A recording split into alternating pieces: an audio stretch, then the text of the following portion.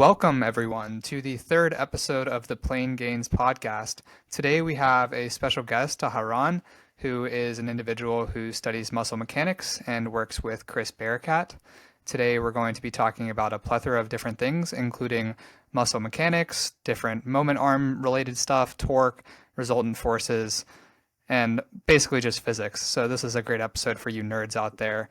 So I'll pass it over to Juan so he can introduce the guest a little bit more and we'll get into some questions. Right. I actually want to start off with for Taran to introduce a little bit of himself, a little bit of his past, how he got to where he is right now, and his, what his goals are looking like. So, All right. Hey guys, first of all, thank you so much for giving me the chance to speak about myself, my book, and my experience. So currently, I'm in Tampa, Florida. I just finished my master's in exercise science and nutrition science from the University of Tampa a year ago. So I finished last fall, and I originally am from India, from Mumbai. Uh, Initially, I had a degree in accounting and commerce, more like management stuff, but I always had a thing for exercising, understanding muscle mechanics, understanding how the body functions physiologically and adapts to exercise. So I thought, why not just get this master's program in? And I applied to UT. I knew Chris Barakat, I knew Dr. D'Souza working in the performance lab back at UT.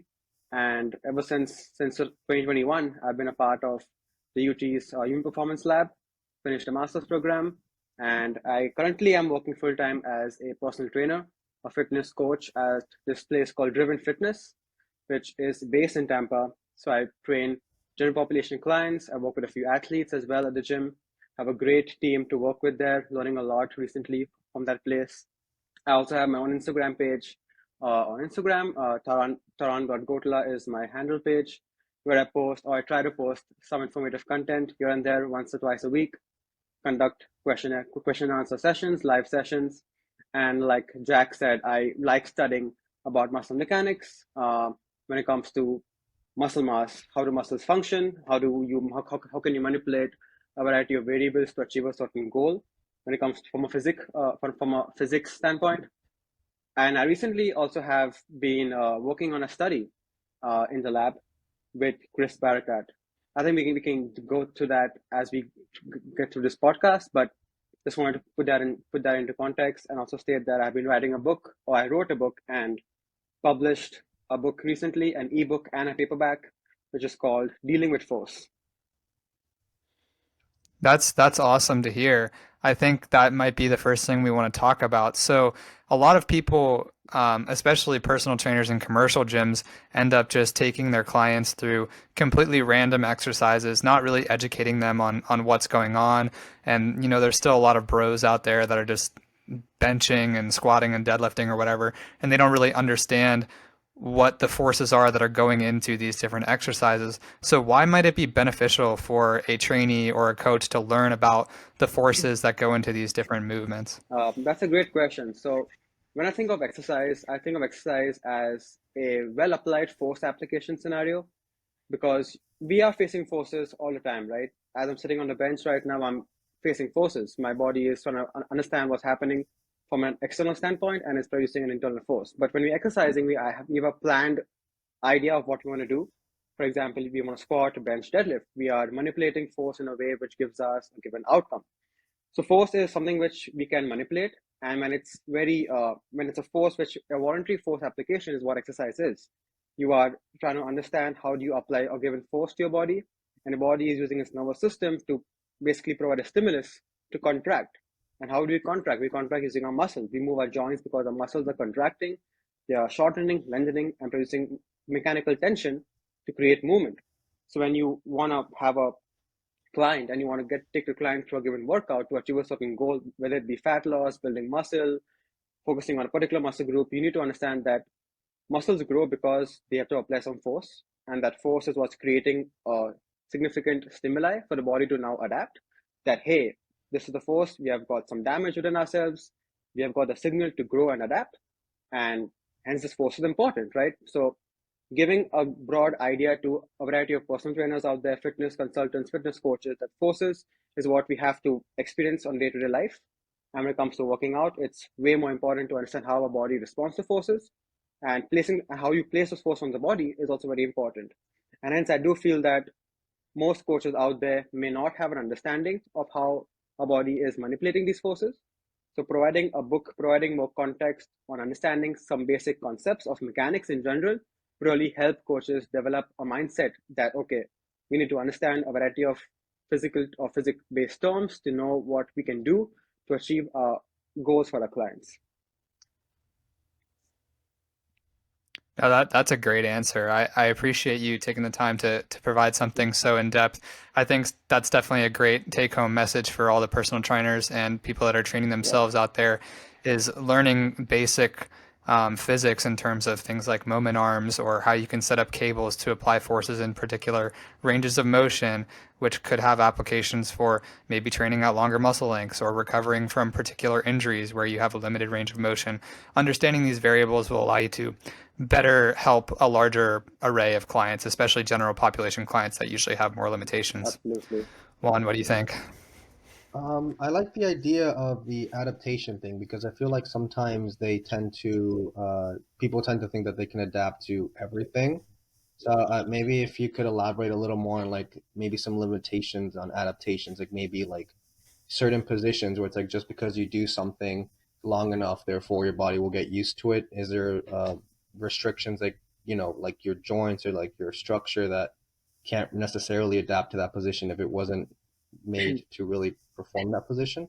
Yeah, absolutely. So what I believe is we have all this research on a variety of variables when it comes to resistance training. We have volume, frequency, intensity, effort, set duration, rest intervals, but we don't have much data on exercise selection. We have now started to see that exercise selection plays a very important role in managing a given stimulus and getting adaptations in a given way, especially in the quote unquote bodybuilding scene right now because exercises is again as I said is well planned force application. By the way, I got this phrase from a mentor of mine. His name's Aman Dugal, so I wanted to give a shout out to him if I could. um, so when you're providing forces on your body, you need to understand that the forces have certain repercussions, and we don't have control over the forces. We do end up getting injured. We do end up affecting our joints because muscles are just going to move joints, and when the joints are not able to handle that given muscle force, you will see wear and tear. You will see connective tissue breakdown. You will see a variety of scenarios which we don't want to happen in the gym. Uh, One important factor to take into account when it comes to exercise selection is understanding joint structure. Joint structure is nothing but how a given joint is placed with itself. For example, you have the shoulder joint. The glenohumeral joint is a very mobile joint because you can move in a variety of different planes, different arcs of motion. The range you can get through a shoulder joint is very different than the hip joint or a hinge like a knee joint or an elbow joint. But we do have the limitation of limited stability, right, at the shoulder joint because it is a short, small socket with a large ball. The socket of the fossa of the shoulder joint is way smaller than the ball size, right? So you need a lot of muscles around the shoulder joint to stabilize a given joint as you move. Many of us, for example, most clients I work with, they have some shoulder issue or the other because they have been training in a given way where they are not abusing their shoulder joint, but training in ranges of motions which are not favorable for them, choosing movements which may not help them achieve a given goal, and down the line just get injured. So I think when it comes to selecting exercises, we need to take into account how you're managing these forces. And again, for that, you need to have a trainer or personal trainer which provides more context, educates the client as well when it comes to how do you perform these movements, because it's not just about the right angle. It's not just about getting the right short length or the long length of a muscle. It's about how do you control a repetition throughout the range of motion. Are you working within your active range?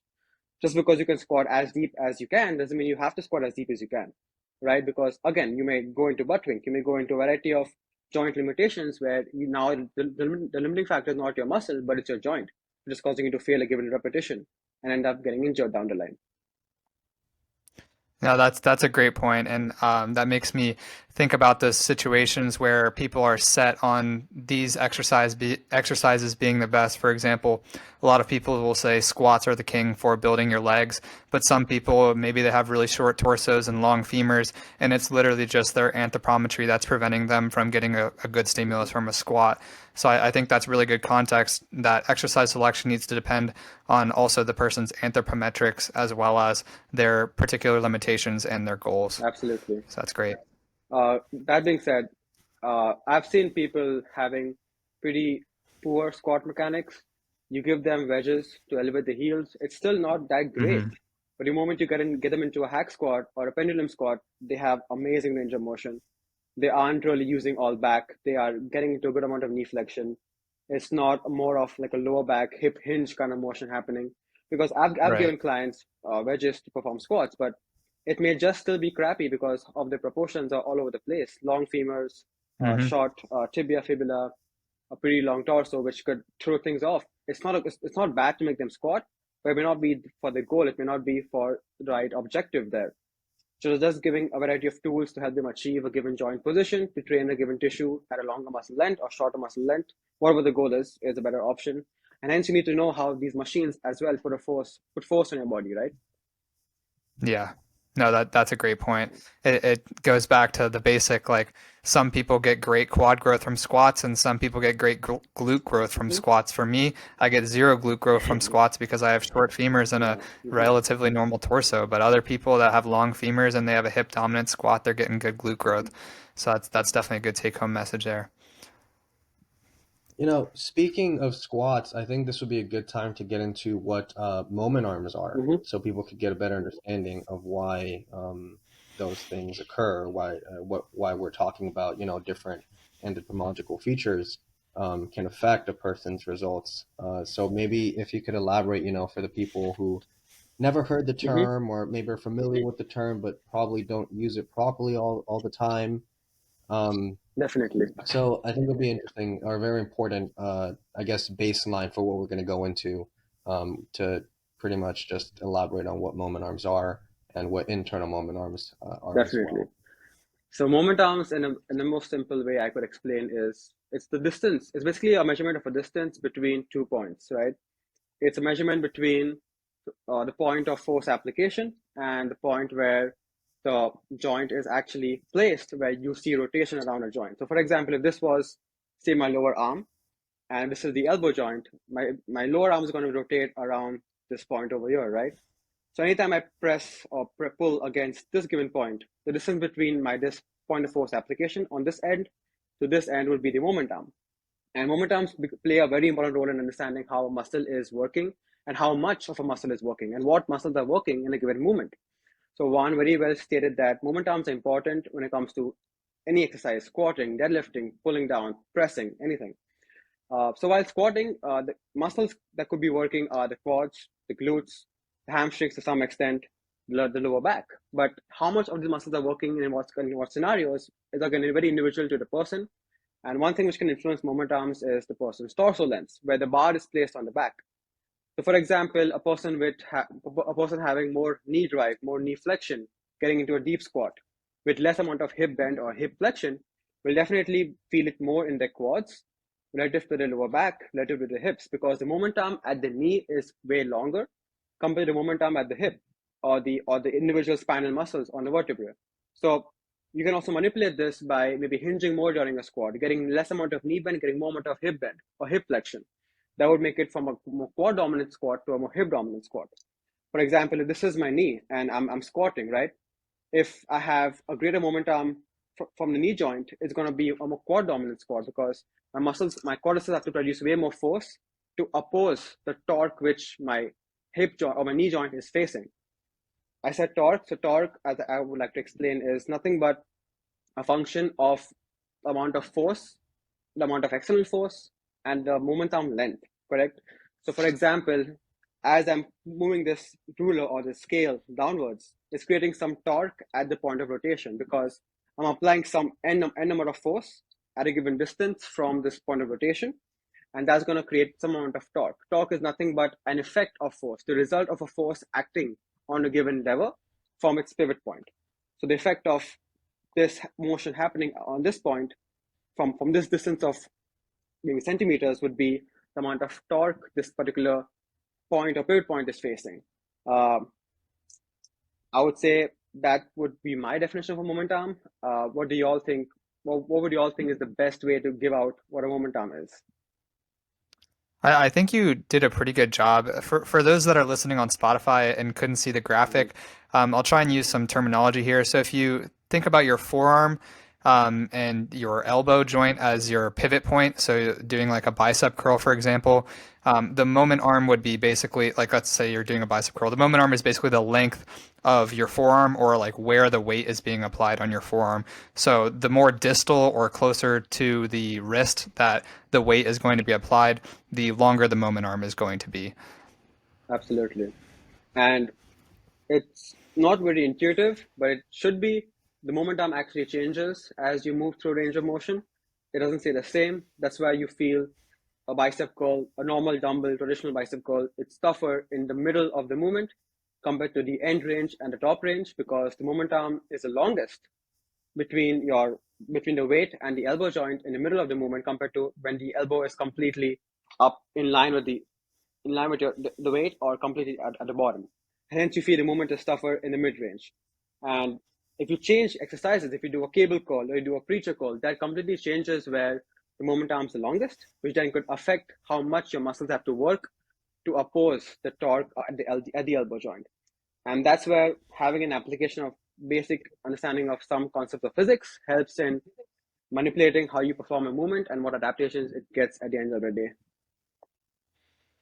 Yeah, that's great. And for those people, for I guess everyone in general, when you're using a free weight, it is a little bit easier to Mm-hmm. tell because you don't have to deal with where the cables are applying forces and 90-degree angles or whatnot. So basically, if you are trying to draw a force diagram for a free weight, you can basically just label gravity as straight down. And then wherever the weight is, it doesn't matter. The gravity is always going straight down. So then you can draw lines to figure out what the moment arms is or what the moment arms are and where they're going to be the longest and the shortest or where the exercise is going to be the most challenging. Absolutely.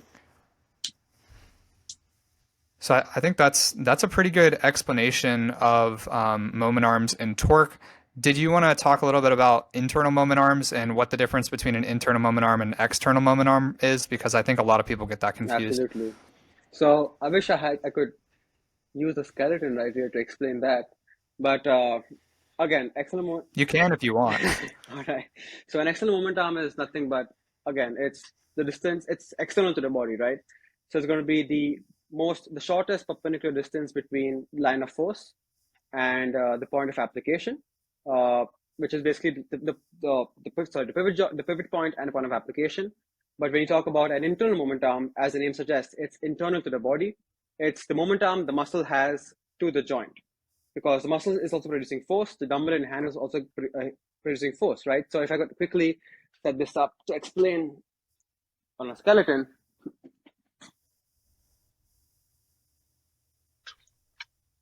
You wouldn't mind, my skeleton's kind of dressed up with beads. It's nice. So if I is this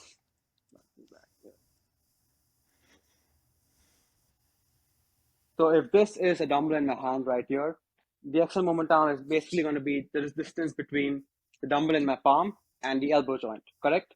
Because that's going to be the Yes. force acting straight downwards in line of gravity from the elbow joint, which would be the axis would be somewhere over here in this plane.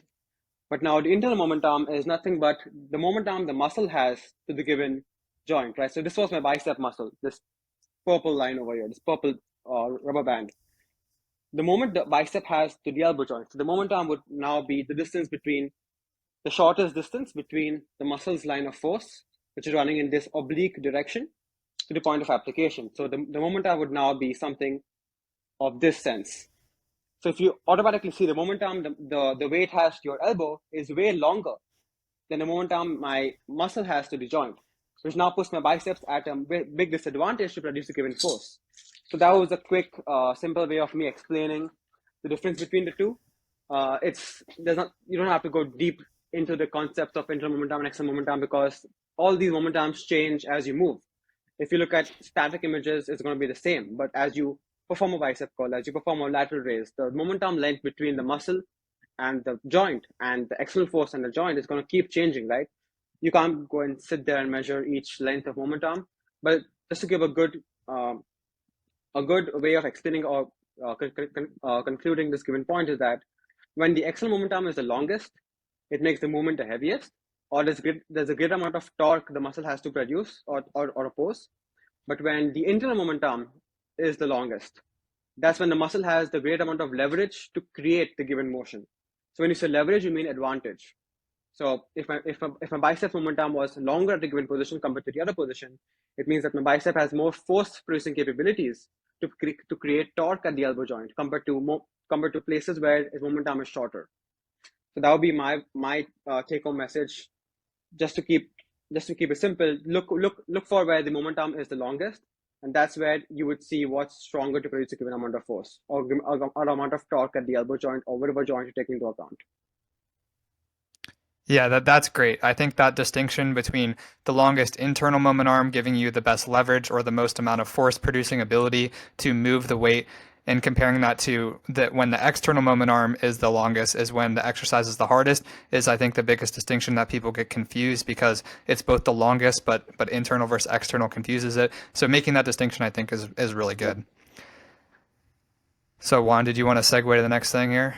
Yeah, wait, actually, I would like to finish off saying that I think that is what people mean when they want to match a resistant profile and a strength profile. So maybe if you could give like a little Mhm. elaboration on what like resistant profile is and a strength profile is, because what you just explained pretty much like Yeah. the bicep curl is like a really good example of like the both two being matched together. But should you always think about matching those two together? Is that a necessity? So let me first just give you my message on what exactly is the resistance profile and what is the strength profile, right? So a resistance profile is something which we think about an exercise. Uh, an exercise is nothing but is going to give you some resistance. Your muscles have to resist a given object or a given tool in the gym. And when we perform a movement, its resistance that the body faces changes throughout the range of motion. So the resistance profile is nothing but how the ability of a given external load how can it affect the torque at a given joint. For example, a biceps curl. A bicep curl, as I said, is very easy at the bottom. It gets harder, harder, and harder as you keep pulling. But as you keep on curling up, when the weight's above your elbow joint, it gets easier. So that's a bell-shaped or a U-shaped resistance profile of a given exercise. On the contrary, a squat. A squat's very easy. You can keep standing with the barbell for a couple of minutes, right? But as you squat down and as you go into the hole, it gets harder, harder, and harder because the momentum at each individual joint increases. So that would be a different type of resistance profile. When you're doing a dumbbell curl, a dumbbell bent over row, a barbell bent over row, a lat pull down, you can keep hanging at the lat pull down machine for minutes, but now as you start to pull, it gets harder. So that's a different type of resistance profile. So resistance profile is very important from an external point of view because you're seeing how an exercise is giving resistance to the body and how the body is trying to manipulate the resistance by having its own force production. But on the other hand, a strength profile is something which is more uh, pertaining to a given muscle. How strong is the muscle at different points in the range of motion? For example, as you move in a bicep curl, the biceps can produce more force in one position and less force in the other position because multiple things change, one of which is internal momentum. The internal momentum will change as you perform bicep curl. The muscle length will change as you perform a bicep curl. In general, a muscle is always stronger in its mid range, in its resting length, and a longer length, and relatively less stronger or weaker in its completely shortened position. For example, if you know all the sarcomeres of a given muscle will be completely shortened, that's where the muscle will not have enough force producing capacity. Also, if a muscle is completely lengthened in its longer length, the muscle again has no leverage to create a shortening of muscle of sarcomeres of actin myosin, and that will limit the amount of force it can produce. Correct. So at longer muscle lengths, the muscle is slightly stronger. In the mid range, when there's enough overlap, it's the strongest. And at a complete shorter length, it's the weakest. So that basically determines the strength profile of a given muscle.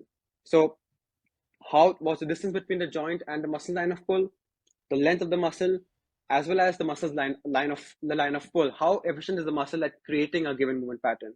Is it directly opposing the line of resistance? If yes, then that may be a good way for a muscle to produce force. But if it's not, the brain will not even recruit that muscle to produce a significant amount of force to create movement at a given joint. You also asked me if it's always important to manipulate the strength and the resistance profile to match. I would say it's again context dependent. In general, I would always prefer that you do match the resistance profile to the strength profile because we very often see in movements like a lateral raise or a bent over row, people try to like produce the most amount of force at the bottom and then jut the weight up completely, losing the tension in the muscle because their nervous system knows that okay, this weight is very light at the bottom of a lateral raise, so I can produce the most amount of force and kind of cheat at the top. But as you go into the hardest portion of the lift, because they've used all inertia and momentum at the bottom, the movement's no longer harder at the top, where you actually need to produce the most amount of force.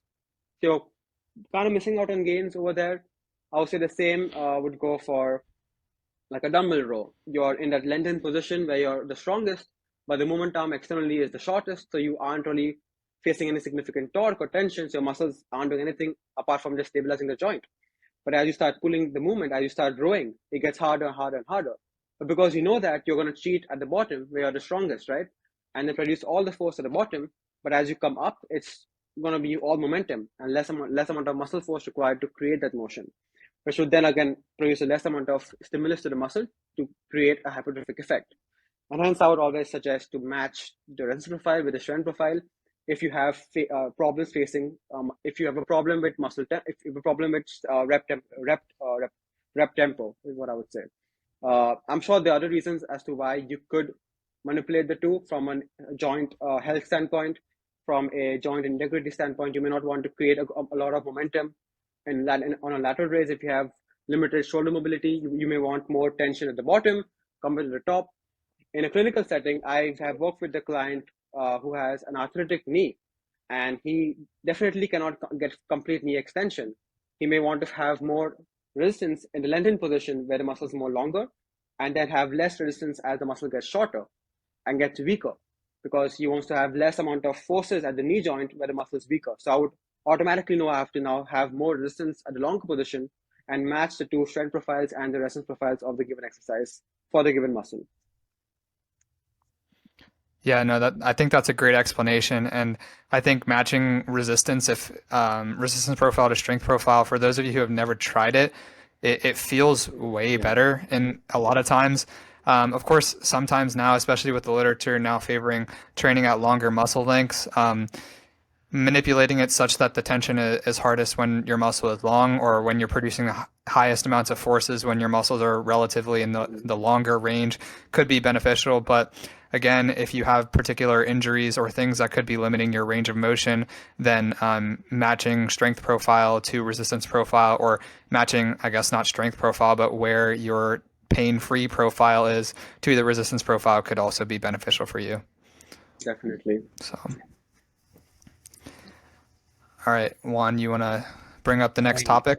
Yeah, so very good explanation. I like that a lot. But now that we're talking about profiles, I think it'd be cool to go into what shear and compressive forces are.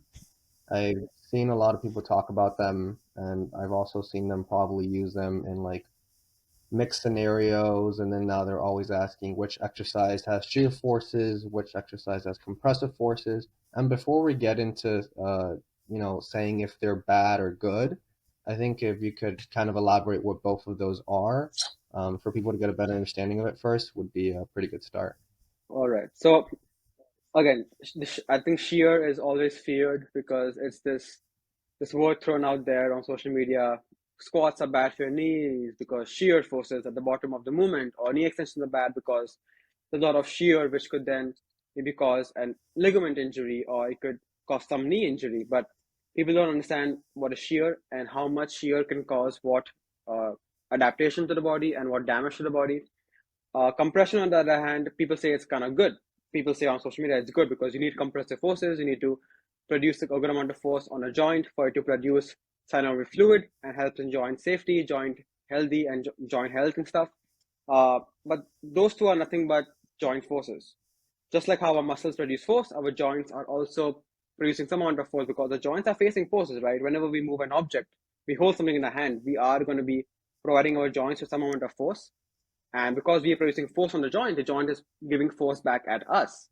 For example, a compressive force would be nothing but a more longitudinal force outcome. So for example, if this is, say, my spine, right? And if I have a barbell on my back on a barbell squat, it's going to be compressing these 2 points, right?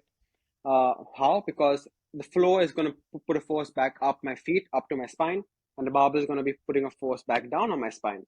So anything which is going to compress something, shorten something, is called a compressive force.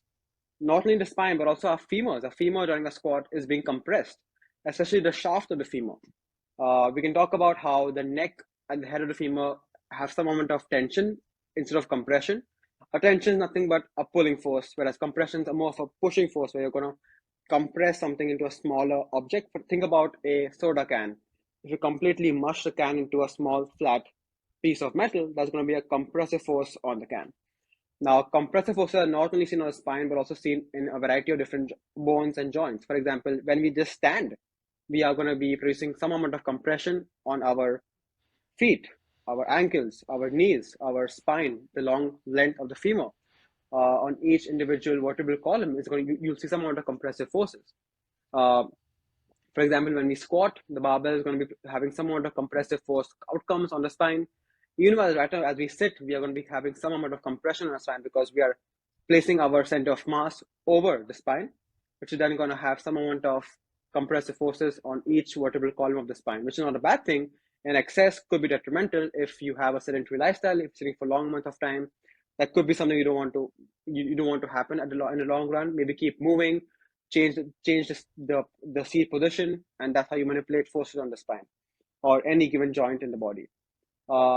Excessive compressive forces can cause some problem. We have data where you need to have tons of compressive force to see injury, where you see a joint completely wear and tear. There are studies where they've taken tendons or have taken ligaments out of the body and then seen how much force is required for it to completely tear or shatter, which is not really the amount of forces we face in the gym.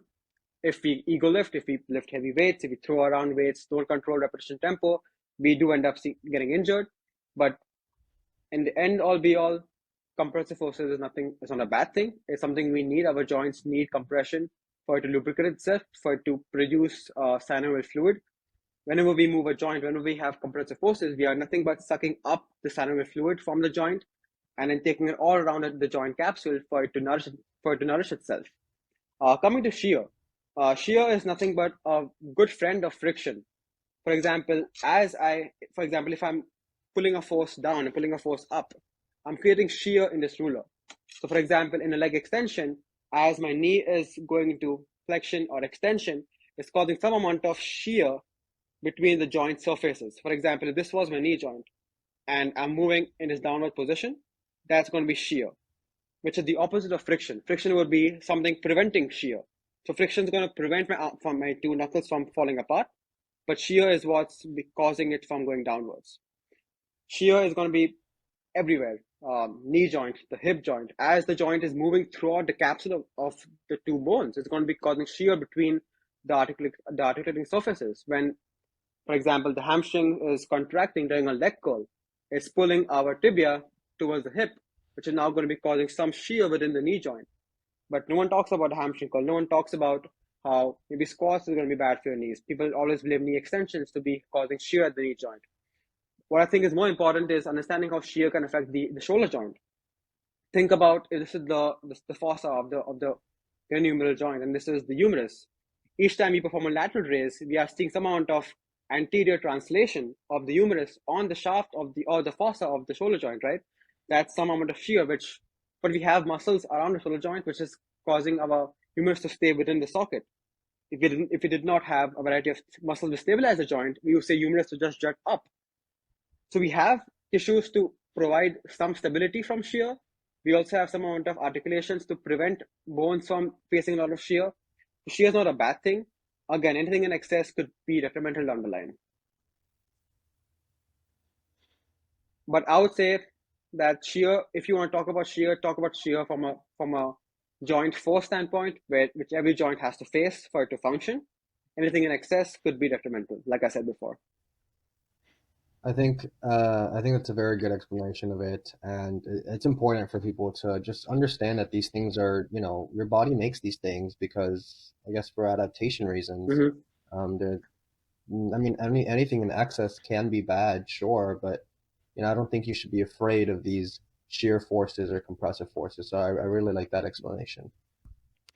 Yeah, especially when you are working your way up to these higher forces. That means training with a controlled motion, so you're not just throwing weight around using momentum and things like that in order to lift as much weight as possible, because in that instance, you could be exposing yourself to more shear or compressive forces, I guess, than your body is accustomed to, and that could be potentially problematic. But in instances where you're training like a sane person and you're controlling the weight in all of these ways, eventually working your way up and building resistance to these different types of forces may actually be better for you in terms of reducing injury risk and keeping your individuality as you age and become old.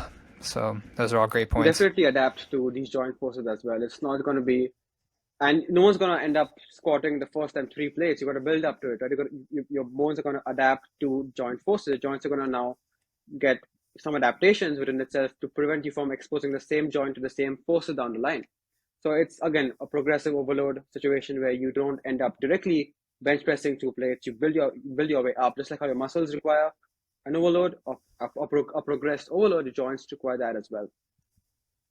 Yeah, I think that's one thing that people often overlook is that when you do resistance training, you're not just training your muscles, but you're also training your joints and the tendons and ligaments that surround your joints so they can also withstand the higher forces that your muscles can now produce. Definitely. So, Yeah, and I think you go over this in your book as well, right? That muscle forces are something that's always talked about, but joint forces aren't Yep. really are mostly overlooked most of whoa. the time. Oh, no, no, we're from the join back. Um, Hello. but yeah, I really like that explanation, honestly. Yeah, I think I will, while he's gone, I'll just talk about like for some people that are not necessarily into the um, muscle related application of these forces. If you have heard the words shear and compressive forces before, it may be just in like a plain physics class.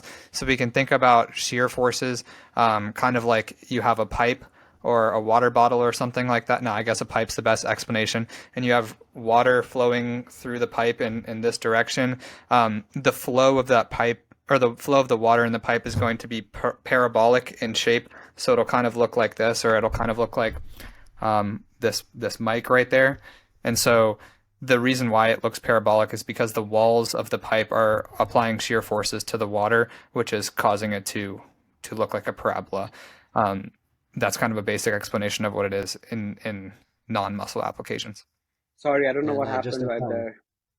No, you're good. We were just given a non-muscle related explanation of shear forces, Okay. but yeah, Yeah, I think we're good. Sorry. I was just explaining how you go over this in your book as well, saying that muscle forces are always the ones being talked about, but Mm-hmm. joint forces are always overlooked. So if you guys want to know more about joint forces, I think it was Dealing with Force, the book is called. Dealing with Force Really good is read. the book I published recently. Correct. Yeah, I mean I'm ordering my side of the book to read it. I think it'll be a really good read. But speaking about forces, going over momentum and all that, I think Mm-hmm. it's important that we should bring up momentum and what that is, and is it also good or bad, or does it have a place? That's a great question. Um, Again, momentum is nothing but the amount of force and the time in which you produce a given force, right? Momentum is, we know we've heard how things are slightly in favor of training muscles at longer lengths, right? And you may want to produce the most amount of force at that given length, uh, most amount of tension at that given length. That's what recent research has been suggesting. I would use momentum in movement patterns which have a resonance profile where the muscle where it's the strongest is not required to produce a lot of force. For example, in a dumbbell lateral raise or free weight lateral raise, when we're arms are by our side, the muscles aren't completely at a longer length, but it's a resting length. So we may want to use a lot of momentum, create a very powerful force production ability at that given point because we want to produce the most amount of force in that length. And as we go up, we can control the motion and go into the short position. That not only helps us to produce more forces when the muscles are at a longer length, but also helps us reach a shorter muscle length where we also may want to produce or face some amount of resistance. So in that situation, I would maybe suggest using momentum, but not the way we see people throwing weights in the gym. People using their hips, the calves to get the weights up, using the glutes to completely extend the hip and then get a good amount of momentum and completely, I don't know, not control the repetitions. Momentum, for example, during a rowing movement where you want to completely get into the longer length, and then create the most amount of force in a longer position and accelerate the motion and get into that short back position, that would be where I would use, or that would be my application of using momentum, because you're not only getting a good amount of muscle stimulus in that longer length, but also getting to that short position. What I feel is most people do not know how to control the short position. So most people will just use all of the forces at the bottom and I completely misalign or have no intent to control the motion in the short position because they may not have the strength to reach that given position. And they may then lower weight, but then the lower weight is not going to be stimulative because you are going to missing out on the end range motion and getting more of a short range of motion or a short muscle length training stimulus. Uh, on the other hand, I do feel that if I were to suggest to give the intent or a guide to a general population client to use momentum, I would not, because that would throw away the intent of the movement. Most people I train with may not really want to see the most jacked physique. They may just want to work off from a joint health standpoint. I do not think using a lot of momentum would be healthy for joints if you don't have the right intent to do so. That should be well coached, and I think that momentum is not a bad thing. But again, with whom are you working? What is your goal? And what is your end adaptation response you want to see within your body? Yeah, those are great points. Some other applications that I see for momentum are maybe those individuals who are using weight training for sports outcomes. For Mm-hmm. example, if you are a rower, Absolutely. so you do crew, using momentum in rowing is definitely important for you because that momentum is what allows your muscles to produce less force to move the same amount of stuff. So then you can keep your fatigue low while you have really, really long rowing sessions. So that's definitely an application. But for those of you who are just looking for pure hypertrophy outcomes, there aren't really too many applications to which momentum is going to be extremely beneficial because even if you are training at extremely long muscle lengths, like you're doing a flexion row or something like that, you can always just only do the length and partial range of motion, Mm-hmm. or you could do the full range of motion first and follow it with partial reps after. There are a lot of different strategies that you can use in order to reduce the amount of times that you would want to use momentum. Additionally, momentum may also make it slightly more challenging to track your progress over time because maybe one day you Yeah. use more momentum than the other day. So then you're like, oh, I increased multiple reps, but in reality, you aren't actually getting stronger. So that's definitely one other thing that is important to consider. That's a great point. You can't really track how much force you produce on one given day to create momentum compared to a day two where you may now assume you may not really track, like you said, you may not really track how much momentum you could create, which could then throw off your perception of whether you progressed or whether you got weaker or whether you got stronger. So that was a good point, Jack. Yeah. Well, going from momentum, I think it's also cool if we bring up inertia, right? I think I see again a lot of people bringing up inertia, but most of them are just questions of what it is, or they Mm-hmm. have trouble applying it, or saying how, or just how to use the term in general. So maybe if we could talk about what inertia is, I think a lot of people will find that helpful. I would say inertia and momentum are not interrelated, but it's really in one ball of different physics definitions. Sorry about that. So inertia, it's in the quote unquote textbook definition is the resistance of something to change, right? So me sitting right now on the chair, I'm facing inertia. My body doesn't want to really move unless I make it move. So I'm moving my hands right now while talking because I'm trying to face inertia. Inertia wants my hands to just stay still and be at rest, but I'm now moving my given arm to oppose inertia. When it comes to an exercise setting, inertia is always going to be existing because it's a property of matter. Everything is facing inertia right now unless we move a given object. For example, the car on a road, its engine is producing force because it wants to move the car from point A to point B. Otherwise, the car would just be in one location because of inertia. Even the car is moving because it's now still in inertia, right? The car is moving because it's making force and it's creating torque at each wheel, and the wheel is moving. If you don't press the brakes, the car will keep rolling because of inertia. It's the resistance of something to change. It's resistance of something to change, right? The same comes when talking from an exercise standpoint. We need to understand that external loads, some cable machines, are more prone to inertia compared to other cable machines and other specifically designed cable machines. For example, the Kaiser machine. I don't know if you all are familiar with the Kaiser. That's based on a pneumatic resistance, Oh yeah. which does not Mhm. really have a lot of inertial properties in it. So, for example, if I can again get up and show you something, I have this bottle in my hand, so that could be like a bicep curl example. As I'm curling up, this free weight has some amount of inertia. It wants to keep staying in this one position. But now, if I use momentum, I'm gonna get the bottle all the way up, right? So what's gonna really, if I use all this momentum at the lengthened position, my biceps are kind of stronger, but there's no really external resistance over here because momentum is completely null. If I use all this force over here and create all momentum at this position and get my arm all the way up, this weight wants to keep going upwards because now it's subjected to force, right? So what's going to now stop this thing from going all the way up? My elbow extensors, my triceps, because I'll have to now use some brakes to create the bottle from completely, or my upper arm from just going up in the air with the bottle.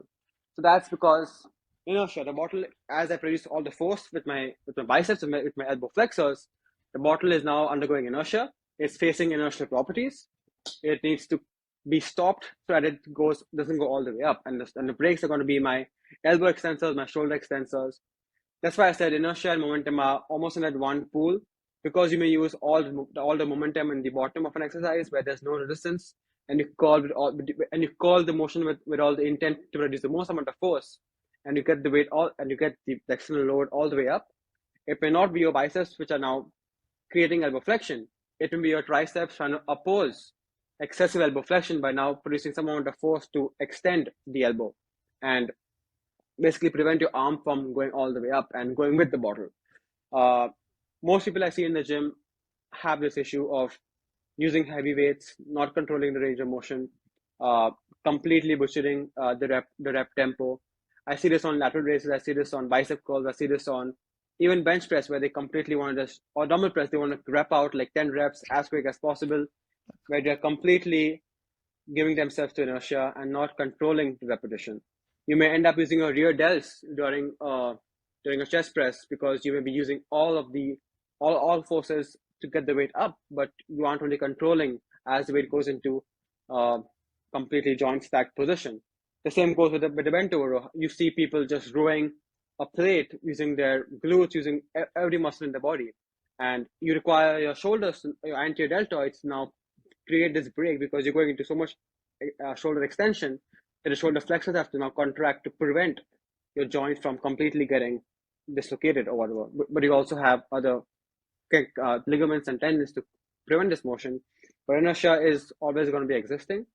I did hint onto a point where some cable machines may reduce the inertial effects of the weight. For example, cable machines which have multiple pulleys that may lower the amount of inertia the weight has on us. For example, you have seen cable machines which have 5 to 6 pulleys within the machine, right? Uh, I would have you tried doing this? Have you tried?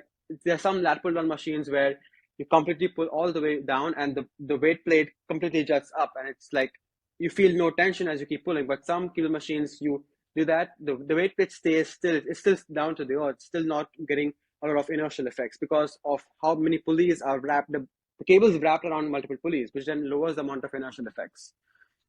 That's something where I would like to talk about inertia. Have Do you all have any given viewpoints on what inertia is? How would you all like think about inertia and explain it to a common man if you all had the chance to? I think you explained it pretty well. To repeat what you said, pretty much inertia is just the resistance to change. So if you think about like a lazy man that's laying on the couch and you want him to go get some food, he's going to be Mr. Inertia and he's not going to want to move because he's comfortable and is enjoying his spot. Where if you're talking to an ultra marathon runner who can continue running forever, and you tell him that he needs to stop after mile 2 and he really doesn't want to, he's also Mr. Inertia. He's going to want to continue going. Yeah, So I think it's that was a pretty good explanation. I agree. I think a cool example, if people want to see this at home, is if you have like a weight scale, like get Mm-hmm. on the weight scale and then don't like jump on it, but like just come down really fast, and then you'll see the weight just like ramp up, and then it'll just Yeah. come back down to your regular weight. I think that's a fun way to kind of like just give an example of like inertia occurring. So that's a good point because if you do that during a bicep curl, you completely use all momentum to get your arm up. There'll be some points in your range of motion where you'll face more resistance, and at some points where you'll face nothing. You may actually feel your triceps getting longer or kind of stretching out because your triceps are now having some amount of passive force production required to prevent your elbow from basically or your shoulder from basically going into extension or flexion, my bad. So you will feel that okay, my biceps are getting less stimulus, but my triceps and my lats are getting more stimulus compared to my elbow flexor, which is the main goal of a bicep curl. Yeah, I think another example of that, which is one that I've seen a lot in my experience looking at other people training in the gym, is like a lat prayer, where people are like Yeah. pulling from here and going into like super far shoulder extension with like a super long rope or something like that. A lot of times they're like, I feel it in my front delts, Yeah. my shoulder, and I'm like, well, yeah, it's because you're going too far Hmm. back. So, yeah, that's a good example. Definitely wouldn't try doing that with a free weight because that would be RIP for the shoulder joint because you're going to complete Yeah. extension and your anterior delt has to now produce so much force to keep your keep your shoulder joint within the socket, right? So that's going to Hmm. be facing the brunt of you using inertia and completing the range of motion instead of controlling and taking the time and intent to produce a given force outcome for your lats and not your shoulders. Definitely. Well, I do want to hit a couple more points on some forces, and I think an important one that I think is important to understand are resultant forces. Mm-hmm. So maybe if you could elaborate what those are, a good example of that as well, um, for people to kind of see how they could apply in when they're doing certain exercises and things like that. Absolutely. So we know that so force, I could describe force as a pull or a push. So whenever I'm pulling something, there's force. When I'm pushing something, there's force. When I'm standing, there's force because I'm pushing the ground down and the ground is pushing force back at me. So ground reaction force. Uh, Now, when the concurrent forces are forces which start from the same point. For example, if these were two force vectors, I'll start with force vectors. So force vectors are nothing but a way to describe force. A force vector has an arrow which basically shows direction. If I'm pushing in this way, there'll be an arrow going in that direction. In the direction I'm pushing my palm into, a force vector has magnitude. How much force are you applying? How much force are you pushing or pulling with? And it has direction, magnitude, and length. Correct. So that will show the magnitude of the force. The arrowhead will show the distance or the direction of the force. Correct. Now, when you have two forces acting from the same point, one force pulling in this direction and one force in this direction, you sometimes would have a third force pulling in the same or direction because that would be a resultant force. For example, say A and B, and then you have a third force because these two are pulling in this direction. So the resultant here would be the finger, which is now going to be pulling in that direction. So for example, if you take an example of pulling two strings attached to a door, and if you now pull, you see the door is not going to move in those two directions. It's going to move in a straight line because the resultant those forces are causing at a given point of application. Now, for example, this is how you see forces in the human body. For example, muscles which have diverging lines of pull, for example, the pecs or the lats or the glutes. The pec is this huge fan-shaped muscle which run from a variety of different directions. So, for example, think of me performing a chest fly. Now, there are going to be some amount of fibers running in this oblique direction or my clavicular pecs. You have the sternal division and then you have the costal division. All right. So my pecs are meant to contract, especially in a flat bench. The pecs are going to contract by pulling from here, and that's going to create this resultant pull, which is going to be straight downwards. Now I could press in this direction or in this plane, which should now have a more line of force with these fibers respectively. But in a flat bench, because my fibers run in given directions, as my pec gets a signal to contract, it's going to contract in this resultant more horizontal adduction plane compared to any single muscle fiber or single groups of fibers producing a given amount of force. We even see that in the quadriceps. The quadriceps are this weirdly multi-pennate muscle. No, sorry, no multi. It's a bipennate muscle where you have muscle fibers running in spokes downwards in this given situation. But that doesn't mean when you contract, your leg moves in a given way. The muscle is going to be pulling in one straight line, and that's how you extend the knee, because of how the muscle fibers are pulling on the given middle longitudinal aponeurosis or the longitudinal tendon, which then creates the muscle to produce knee extension torque, and that's how you extend your knee. So resultant forces are nothing but the result of two or more forces acting in the same or from the same point in a given direction. That's a really good explanation. It's kind of like the people who have taken some, I guess, when do they teach that? Multivariable calculus, maybe when you're adding different vectors. Yeah. The resultant vector or the resultant force in this case is basically the addition of the two vectors. So you have like two, and then Mm-hmm. it's the one that comes out of the middle by adding them Absolutely. together. So Yeah. that's going to be a different, like, I mean, you could use the parallelogram model of Yeah. calculating Hmm. the force vector, but a simple way would just be to maybe just eye it down, draw a line in the center of the two forces, like how Jack showed, and the resultant would now be something in middle of my two palms. So if Yeah. something is pulling in that direction, it's not going to go into a different direction, but it's going to go together in the direction of the resultant line of pull. Yeah. And for those of you who don't know what the parallelogram method is, it's basically a way that you can determine what the length of the vector is Yeah. going to be. And the length in this instance is representative of the magnitude or the strength of the force. Because the two lines are not directly in the same direction as the plane of motion you're going to be moving, the force is not going to be just the sum of the two added together. It's going to be the diagonal of the parallelogram formed if you decided to mirror and flip the image and form a parallelogram with those two force vectors. So it'd be the diagonal length, which is not necessarily the addition of the two separate vectors together. Absolutely. Yeah, and I'm actually glad you brought up ground reaction forces because that's the last thing I wanted to get at before we could talk a little bit about your lab study. Maybe not give any spoilers, but it's exciting to see what you guys have found. And talking about ground reaction forces, could you maybe elaborate on that a little bit and explain, are they the same as muscle forces?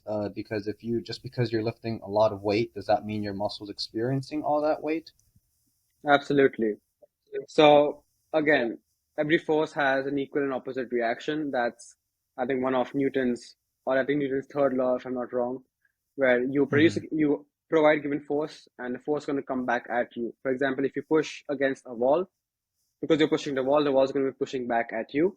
The same goes for the ground. The moment you step your foot on the ground, you're producing some amount of forces within the ground, and in reaction to that, the ground is going to be producing forces back right at you. And that's ground reaction force. Simple. Anytime you jump, anytime you land, anytime you're walking, anytime you're just standing on a surface of ground, the ground has an opportunity to now produce forces right back at you, and that will be termed as ground reaction force. Now, the amount of force you get back at you depends on the surface, depends upon the material of the ground. For example, right now I'm on a carpet surface. Because of that, some amount of force which the ground is going to put back at me will dissipate, meaning the carpet has less amount of ability to produce force back at me. If you're going to jump on a concrete ground or a hard ground, you will see that the ground, because of how it's made, because of concrete, because of cement, is going to be able to produce more force right back at me because less force is getting wasted or dissipated. When it comes to a trampoline, you will see tremendous drop off in the amount of ground reaction force. So, for example, if you take a force plate, which is nothing but a device where you can measure ground reaction force, and if you put a force plate on different materials or different groundwork or ground surfaces, you will see how different materials can have a different amount of ground reaction force right back at you. So, for example, a force plate on a trampoline will give you a pretty bad ground reaction force number compared to a force plate on a basketball, like a proper hard ground surface, because the material within the ground is going to be different, and that's going to be different in terms of force coming back at you. You also asked me how you said that you could be lifting tons of weight, but the amount of stimulus the muscle gets could be different. Is that right? What you asked me? Could you repeat your question once again? Juan? Yeah, so a lot of people think that just because they're lifting a lot of weight, Mm-hmm. they think that all that weight is going straight to the muscle. So, for example, and I think this could kind of describe a mechanical tension, Mm-hmm. how a muscle experiences mechanical tension, right? So it's like if I'm lifting 50 pounds or 100 pounds, for example, probably more than what I can curl, does that mean that all those 100 pounds are going to the bicep? Or how does Mm. the bicep experience a great amount of force? You know, is it when they are training close to maximal effort? Absolutely. So again, mechanical tension is nothing but the force, or it's a fancy way of saying muscle force. So muscle is going to produce some amount of force if it's required to. The nervous system is going to send a signal to different so the nervous system is going to send an action potential to the muscle fibers. The muscle fibers have sarcomeres within itself, which will then create a reaction to basically contract, to shorten or lengthen based on what your intent is. So if anytime you use your muscles are doing that because it's getting a signal from your brain to produce mechanical force or mechanical tension. And the tension, nothing but it moves joints. Your muscles are existing because it has to either stabilize joints, rotate or create torque around a joint, or just provide some amount of power generating capacity within your joints to keep your body in motion or keep it stagnant or keep it in a homeostasis. So mechanical tension is nothing but your muscles' job to produce force. And when a muscle is going to produce force, it's going to produce mechanical tension.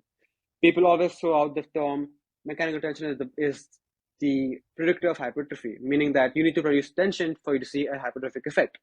Well, that is true, but how much mechanical tension do you need to produce hypertrophy? We have studies showing that you need to go at least 2 to 3 reps shy of failure to maximize mechanical tension, at least in trained individuals. When it comes to untrained, because it's such a novel stimulus, you can definitely see a good amount of mechanical tension from just lifting maybe 5 reps shy of failure. Now, you said that you could be curling 100 pounds more than what you can actually bicep curl, but that may not be how much you can how much muscle mass is actually used, because you don't have just your biceps, you have your other elbow flexors within or around your elbow joint to create the given motion, right? You have your brachioradialis, your brachialis, and your biceps, which are going to help you perform a bicep curl. Now, again, if you're curling a given weight and if you're using momentum, you're using inertia, that could affect how much of mechanical tension each of your elbow flexors are going to be producing to create elbow flexion. Because as I said, if you use momentum and curl all the way up uh, past the sticking point, and then you completely use no intent to control the range of motion, the biceps may really face no mechanical tension. It could be all in your triceps. Like how Juan stated that you may stand on a scale, but if you keep jumping up and down, the amount of weight the scale will show keeps fluctuating.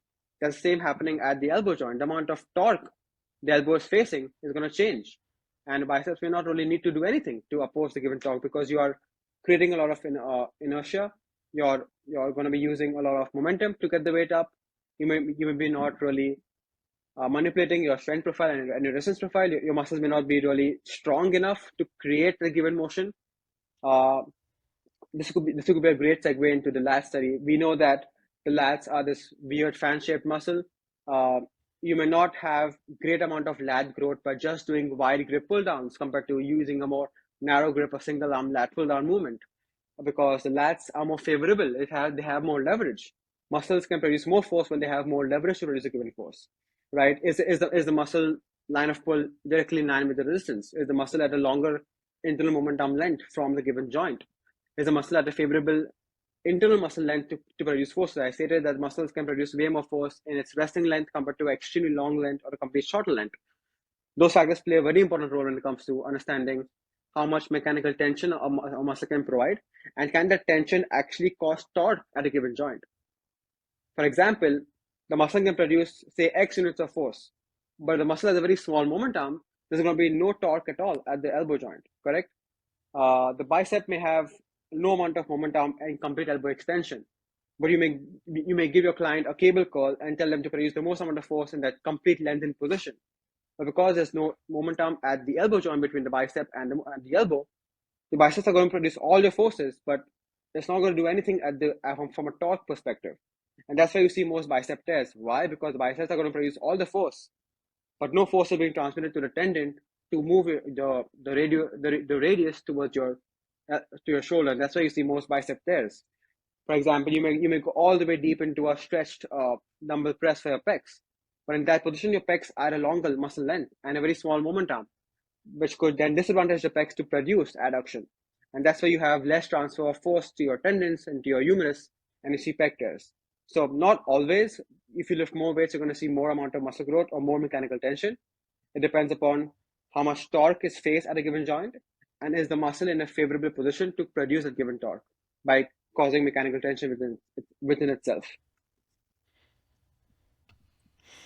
That's a pretty good explanation, and it kind of brings me to the point of that force velocity relationship, and involuntary slowing of repetitions is going to be a little bit more indicative of the amount of mechanical tension you're getting out of a muscle rather than the external load that you're applying. Absolutely. Additionally, external load can be variable based off of the machine you're using. For example, you might be able to load 800 pounds on a leg press, but really how much of that 800 pounds is actually going like in the direction of the plane of motion of the leg press, which would be more representative of the amount of force your legs are having to oppose.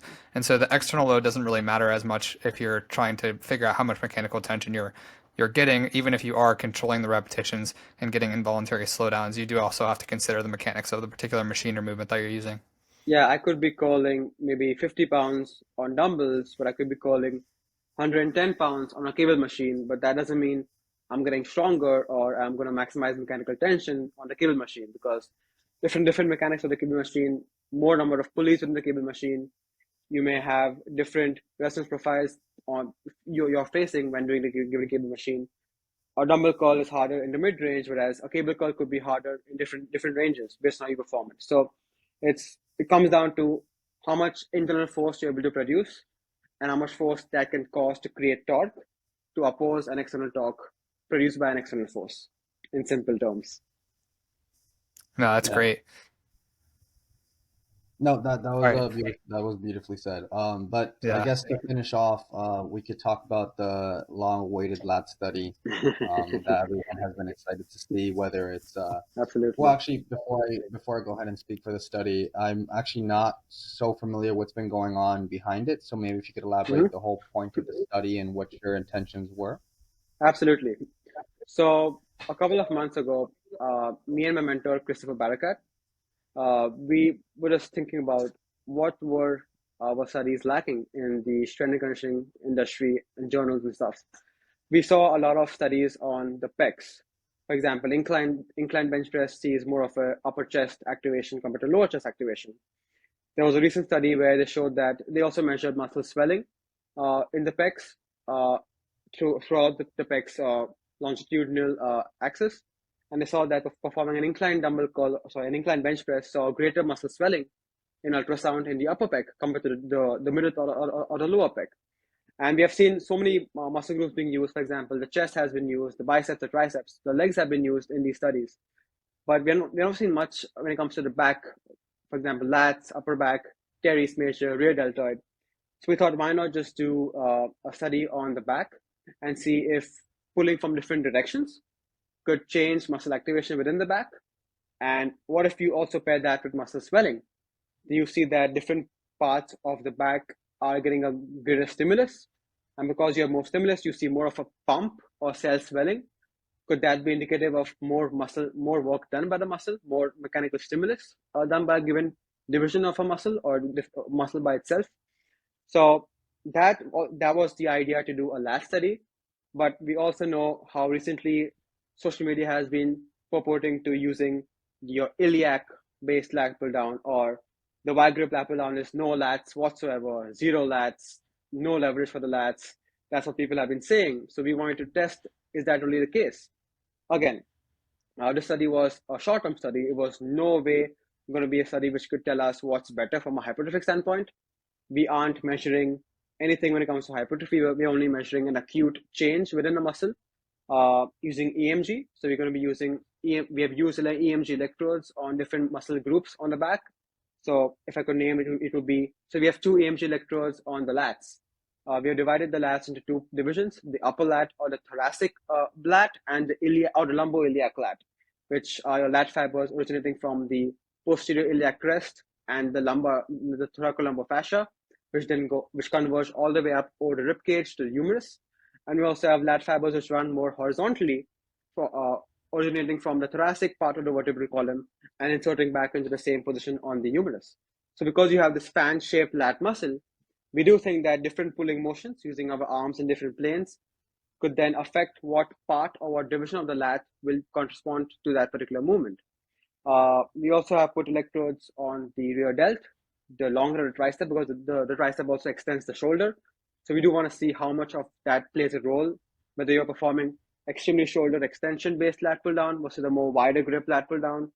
We also had EMG electrodes on the biceps and the teres major.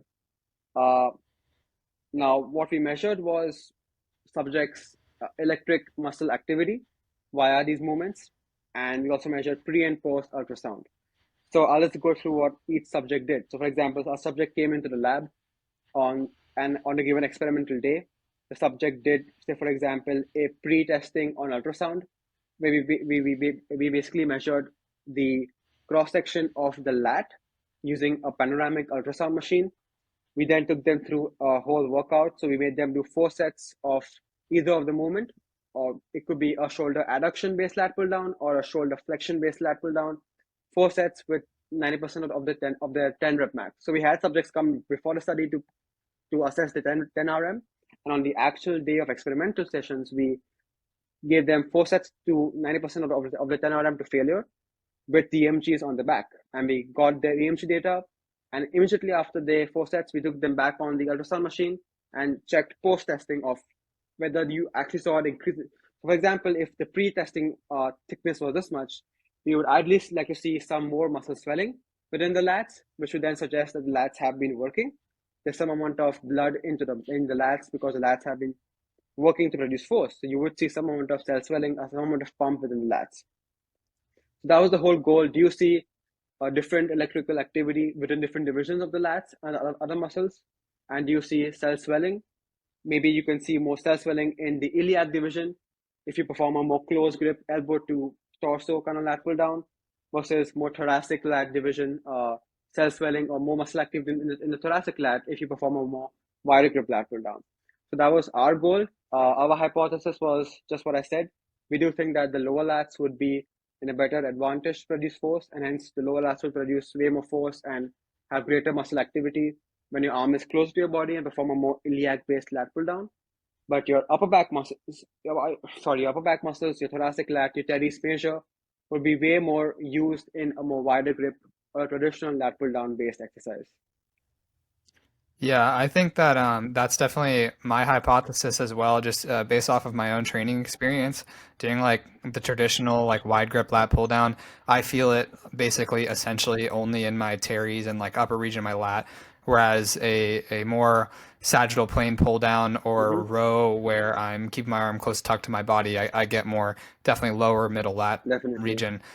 I do want to ask one quick thing is, are you matching resistance profiles for the two different exercises, or how are you like tracking that? So that's a good question because we don't have a machine to achieve that outcome. We have the free motion multi-cable system, Hmm. which doesn't allow us to manipulate the resistance profile. However, we did control for joint angles. So each subject had to start either movement from a given joint or shoulder flexion angle. For example, the more sagittal plane subjects had to start their motion from 120 degrees of shoulder flexion, whereas the adduction had to start with 130 degrees of shoulder adduction or abduction, Hmm. and each rep was controlled for that given joint angle. We didn't count for rep tempo because we told subjects to go to failure, so automatically subjects would see a slower tempo as they reach muscular failure. We didn't want to really use a muscle tempo because that defeats the purpose. We do want to see subjects going to failure, and we do want to see subjects failing a given repetition, right? So as long as subjects completed the full rep, we counted that as a complete set.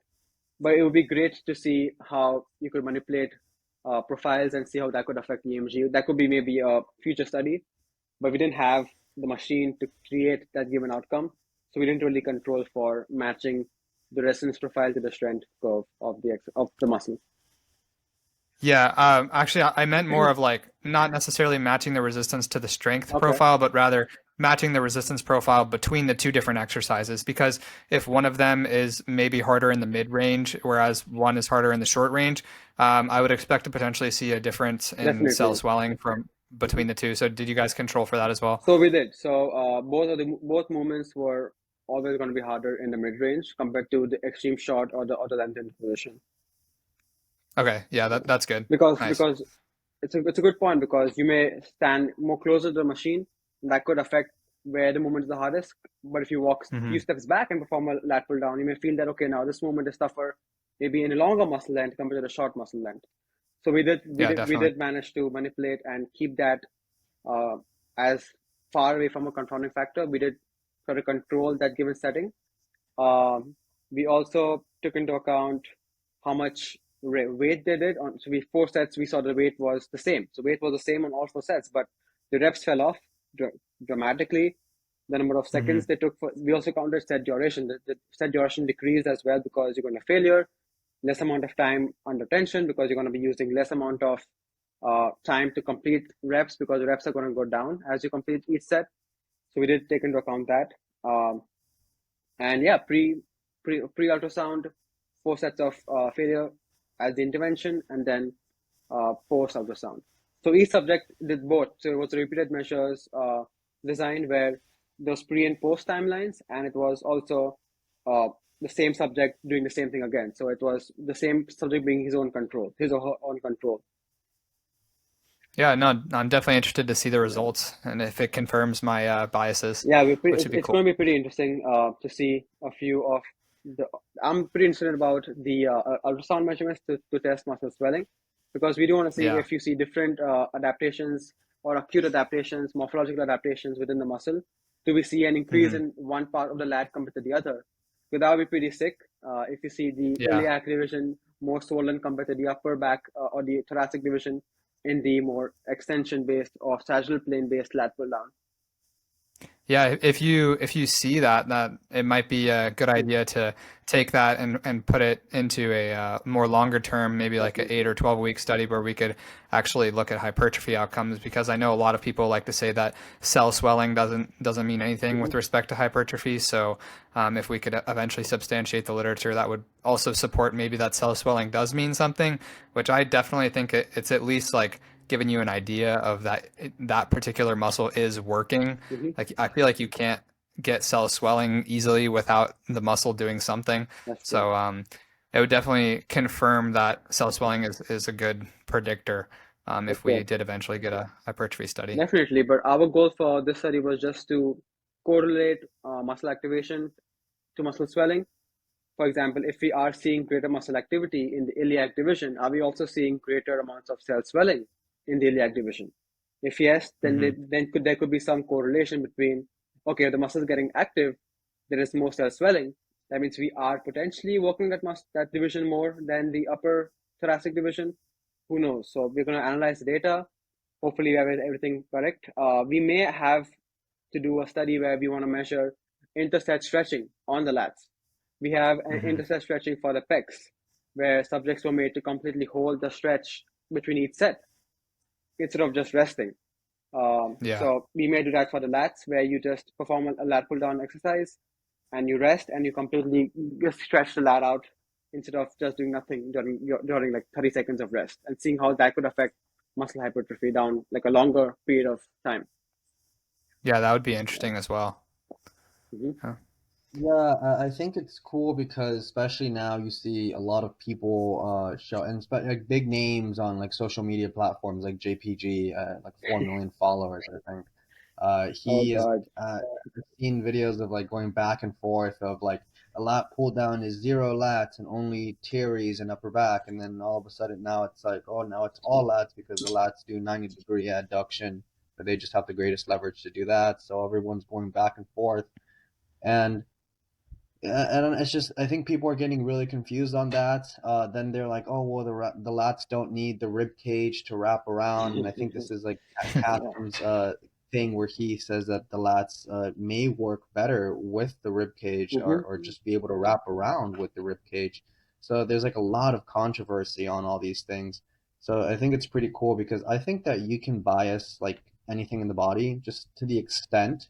I think is the big question, if it's like really worth biasing it, or if it's going to be like so much of a notable difference, maybe.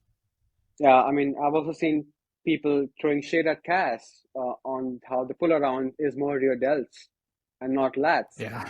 Uh, I wouldn't want to name anyone right now, but it's different. There's a lot of conflicts. There's a lot of social media banter which keeps happening, and I think that just confuses the viewers of this content. So having Hmm. like proper scientific data out there with good evidence, with well-controlled studies, would do the job to make sure that the hypothesis is confirmed and not just a hypothesis that you can bias given divisions.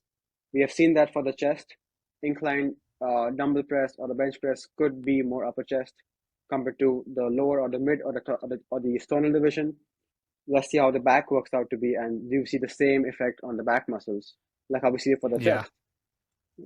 No, definitely. I think anecdotally, people have been seeing this for the past couple of years with the kind of increase in popularity of sagittal plane rows and pull downs for lats. At least myself, I've seen a lot of lat growth, particularly in the lower lat region, from doing more sagittal Mm-hmm. plane movements. So I think that if we can confirm it with this activation study and then potentially a hypertrophy study down the line, that'd be excellent. Yeah, looking So for the best. I think have access to the lab would be a great opportunity for a couple of cool studies down the road. I'm pretty much a lot into like muscle hypertrophy kind of studies. I have a couple of ideas later on as well. So it's going to be a good journey to get answers and find solutions to building a jacked physique. I mean, we all want to get just jacked. So yeah, that's one good objective we have within ourselves. for sure. Yeah, and I think everyone will be happy to finally, I think, get an idea of if a lat pull down, I guess, or an upper back pull down, whatever you want to call it, works more like the lower lats or the upper lats. What if That's people just interesting change to the know. name finally to the upper back pull downs? Yeah.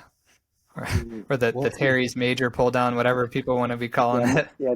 Machines just changed the name of their machine to like Terry's major pull down instead of a lat pull down. Yeah, that'd be funny. It's and it can be confusing because I mean, like, you look at the muscles and you're like, well, like some of like it's not entirely wrong, so it's like, but you don't always have to go to the extent of like changing everything and then going back and forth with what works. Like a lat pull down works the lats Yeah, very well. yeah, Is it the best way or is it the only way? I don't know, but it works for me. I mean, I like sagittal plane pulling, yeah. but I think Sorry. we pretty much covered a lot of the lat stuff and the lat study, and we'll just have to wait and see. Yeah. All right. I Definitely. think that's a pretty good place to wrap it up. So, for those of you who are interested, you can go follow Tahran on Instagram. What was your Instagram handle again? So it's Tahran.Gotla.